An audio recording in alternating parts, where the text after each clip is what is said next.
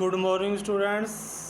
आज हम public add का थर्ड लेसन कर रहे हैं। इसका थर्ड क्वेश्चन है, भारत में पाए जाने वाले राज्य प्रशासन के ढांचे का वर्णन करो। यानी कि राज्य के अंदर जो प्रशासन चलता है उसमें कौन कौन आते हैं, उनके सबके बारे में बताना है। सबसे पहले है, राज्य का हेड होता है राज्यपाल, गवर्नर बोलते हैं जिसको। राज्य प्रशासन में संसदीय शासन प्रणाली के अनुरूप राज्यपाल केंद्रीय प्रशासन में राष्ट्रपति की तरह एक संवैधानिक मुखिया के रूप में अपना सर्वोपरि स्थान रखता है। जैसे सेंट्रल गवर्नमेंट में राष्ट्रपति का स्थान होता है, वैसे ही स्टेट गवर्नमेंट में राज्यपाल का स्थान होता है। राज्य में समस्त प्रशासनिक शक्तियों का प्रयोग उसी के नाम पर किया जाता है। सेकंड है, मुख्यमंत्री एवं मंत्रिपरिषद। केंद्रीय प्रशासन में जो स्थान प्रधानमंत्री और संघीय मंत्रिपरिषद का होता है, वही स्थान राज्य के अंदर मुख्यमंत्री और उसके राज्य मंत्रिपरिषद का होता है। यही राज्य की वास्तविक कार्यपालिका होता है। थर्ड है, मुख्य सचिव तथा सचिवालय।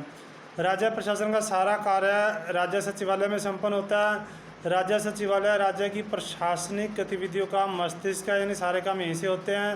राज्य सचिवालय में राज्य प्रशासन के सभी विभागों और मंत्रालय, जितने भी डिपार्टमेंट है, सभी मंत्रालय आते हैं। फोर्थ है, निदेशालय अथवा विभाग। राज्य प्रशासन में अगली इकाई निदेशालय या विभाग होता है। राज्य प्रशासन का प्रत्येक विभाग एक निर्देशक या विभागाध्यक्ष के नेतृत्व में कार्य करता है। इसका उत्तरदायित्व सचिवालय द्वारा निर्धारित विभागीय नीतियों को लागू करना होता है, यानी डिपार्टमेंट के लिए जो भी नीति सचिव बनाता है उसको ये लागू करवाते हैं। फिर है जिला प्रशासन। जिला प्रशासन लोक प्रशासन का वह भाग है जो एक जिले की सीमा के अंदर रहकर लोगों के लिए आवश्यक प्रबंध करता है। फिर है उपमंडलीय प्रशासन। एक जिले को 2 या 2 से अधिक 3 उपमंडलों में बांट दिया जाता है। क्रिमिनल कोर्ट राज्य सरकार को अपराधों को कम करने के उद्देश्य से जिलों को मंडलों में बांटने का अधिकार देती है, और इसी प्रकार जो लैंड रेवेन्यू कोर्ट होती है जिससे उसको जिले को बांटने का अधिकार देता है। परंतु वास्तव में राज्य सरकार भू राजस्व इकट्ठा करने, अपराध कम करने के उद्देश्य से जिले को उपमंडलों में बांट देती है। हरियाणा में आजकल कुल 62 उपमंडल हैं। इसके अतिरिक्त उपमंडलीय प्रशासन के अधीन प्रशासनिक इकाई के रूप में तहसील, उप तहसील और ब्लॉक आदि भी काम करते हैं। फिर है नगरीय स्थानीय स्वशासन। जो राज्य के प्रशासनिक ढांचे की अगली इकाई है, स्थानीय स्वशासन संस्थाओं के रूप में विद्यमान है। ये संस्थाएं क्या करती है? स्थानीय लोगों द्वारा प्रत्यक्ष रूप से निर्वाचित होती हैं। इन्हें स्थानीय मामलों के प्रशासन में स्वायत्तता दी गई है, परंतु राज्य प्रशासन जिलाधीश तथा उपमंडल अधिकारी के माध्यम से इन पर आदेश या परामर्श के द्वारा इनके ऊपर नियंत्रण रखा जाता है। फिर है पंचायती राज संस्थाएं। संविधान के 73वें संशोधन के द्वारा पंचायती राज एक्ट पास किया गया था। उसके बाद पंचायती राज संस्थाओं को संविधान में विशेष दर्जा दिया गया है। इससे पूर्व इन संस्थाओं को राज्य के नीति निर्देशक सिद्धांतों की धारा 40 में स्थान प्राप्त है। हमारा नेक्स्ट क्वेश्चन है, राज्यपाल के पद पर नियुक्त होने वाले व्यक्ति के लिए किन किन योग्यताओं का होना जरूरी है। धारा 157 के अंदर राज्यपाल के पद के लिए निम्नलिखित योग्यता चाहिए। वह भारत का नागरिक हो, उसकी आयु 35 वर्ष से कम न हो, यानी कि उसकी एज कम से कम 35 वर्ष होनी चाहिए। वह संसद या किसी राज्य के विधानमंडल का सदस्य न हो।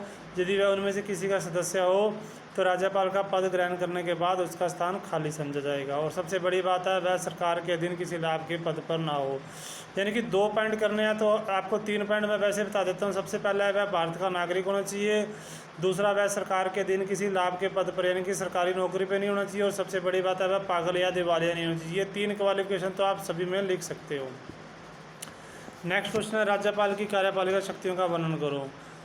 राज्यपाल की कार्यपालिका शक्तियाँ निम्नलिखित है। सबसे पहले है, गवर्नर राज्य के कार्यों को मुख्यमंत्री तथा मंत्रिपरिषद के परामर्श तथा सहायता से करता है। अनुच्छेद 163(1) के अनुसार इस बात का निर्णय वो खुद करता है कि कोई कार्य अपने विवेक के अनुसार करे या ना करे। अनुच्छेद 163(2) के अनुसार उसका निर्णय अंतिम होता है और उसे किसी न्यायालय में चुनौती नहीं दी जा सकती। दूसरा, जो गवर्नर होता है राज्य के मुख्यमंत्री की नियुक्ति करता है, फिर उसकी सलाह से अन्य मंत्री की नियुक्ति करता है। थर्ड है, अनुच्छेद 166(3) के अनुसार वह शासन के कार्य को सुविधापूर्ण चलाने के लिए और कार्यों को मंत्री में बांटने के लिए नियम बनाता है।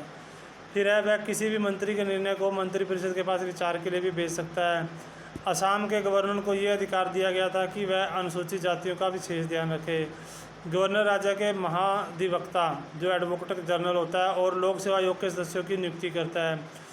संविधान के अनुच्छेद 167(1) के अनुसार मुख्यमंत्री का ये कर्तव्य माना गया कि वह गवर्नर को राज्य के प्रशासन तथा विधि निर्माण के प्रस्तावों के विषय में अवगत कराएगा, परिचित करवाएगा।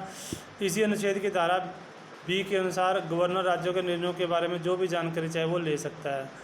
और सबसे बड़ी बात है, संविधान के अनुच्छेद 167 के अनुसार राष्ट्रपति है वो उच्च न्यायालय के न्यायाधीशों की नियुक्ति करते समय उससे परामर्श करता है। तो आज आपने इन 3 क्वेश्चंस को अपनी फेयर नोटबुक में राइट भी करना है और इन्हें अच्छे से लर्न भी करना है। ओके।